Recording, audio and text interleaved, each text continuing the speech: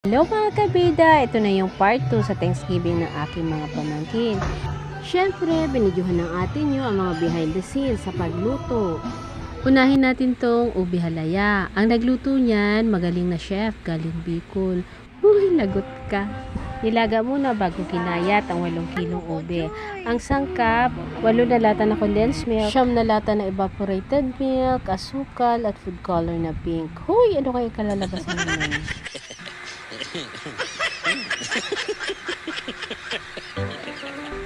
At tikiman na, dun magaling ang ate nyo.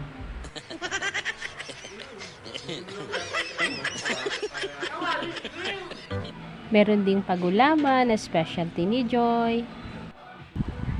Inumpisahan na rin ang pagbabad ng karne ng ate nyo. Uy, ikaw ang chef.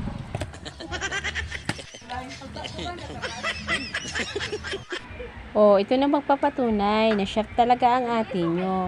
Ang taga-video ko naman, ang kulit-kulit kung saan-saan pinapupunta ang camera. Shout out pala sa mga gustong umorder ng sandok alaleti. Made to order yan, galing Japan. Arang dati nga, arang kusinero. Dati na may restaurant siya, nag-close ang yung restaurant. Eh wala na, may nagkakaon. Relax muna tayo dyan. Pinakukuluan pa yan.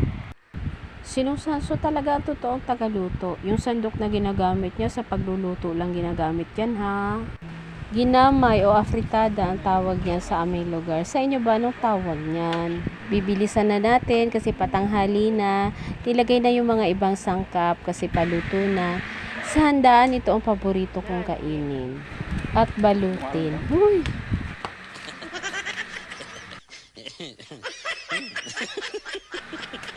Ito naman yung kaldereta, halos magkaparehas lang sila ng ginamay ng sangkap. Hindi ko alam kung anong pagkakaiba nila, kayo nang bahala.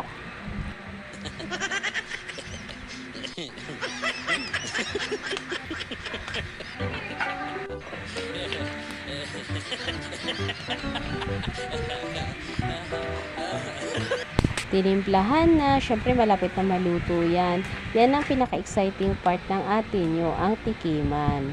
Ito naman yung pagsasaing ng bigas, halos parehas lang din sa ibang lugar. Magpapakulo ka lang ng tubig, tapos pag kulong-kulo na, saka ilalagay yung bigas ng dahan-dahan.